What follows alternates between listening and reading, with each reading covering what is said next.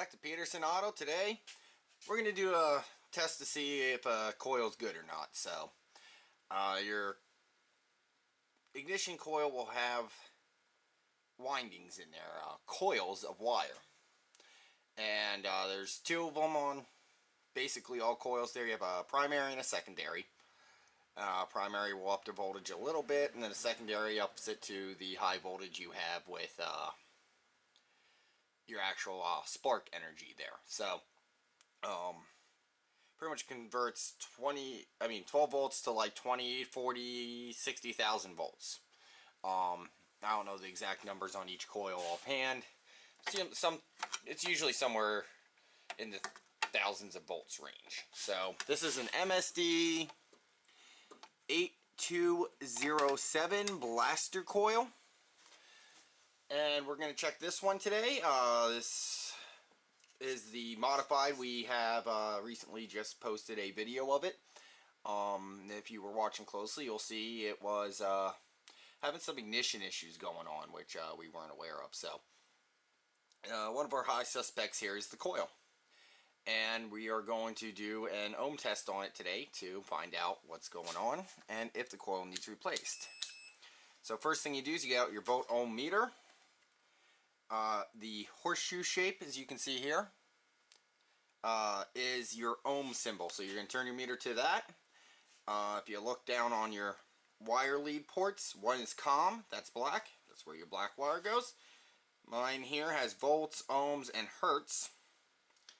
We want the ohms one, so we're going to put it in there. So now you go ahead, take your two leads. I usually try not to get these tangled up. First thing you're going to do is get your baseline.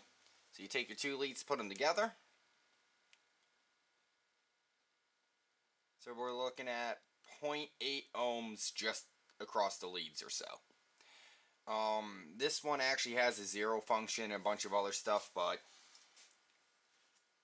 we're not being that precise today. So the first thing you want to do is check your primary winding.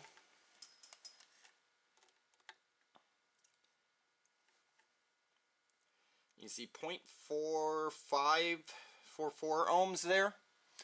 I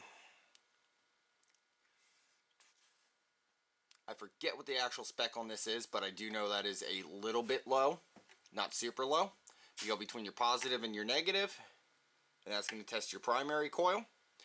And then if you go between your positive and your ignition wire terminal, the one that's going out to your distributor, you're going to get here 4 kilo ohms. So that's also not super low for this coil, but it is pretty low. It should be 4.7 kilo ohms for this coil. And you see how the K is there now on the ohm symbol on the right of the meter. And over here, it'll steady out. It just has the ohm symbol. This one actually tests the same going over here too, which most of them will. But it's technically positive test is what you're running.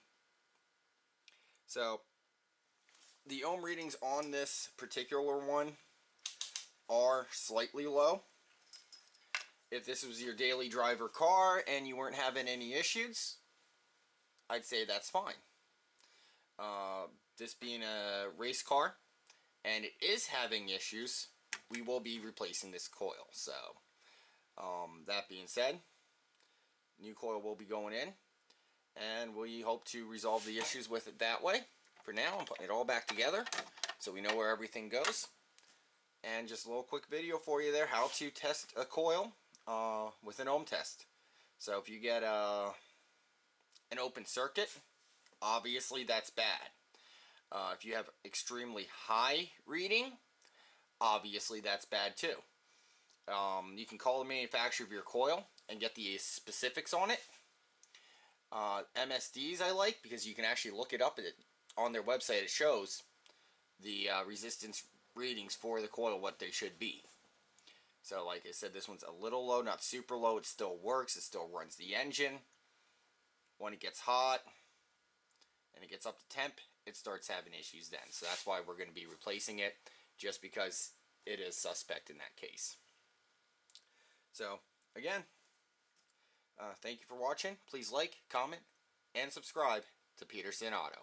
Don't forget to hit that alert button though. Little icon there. Go ahead and let you know every time we put something else out, and check out the new video I have. We'll be putting one out a week. Oh, except for this week, unfortunately. We'll be putting one out a week basically all summer here during the racing season, showing this car go around the track, so make sure you watch for those too.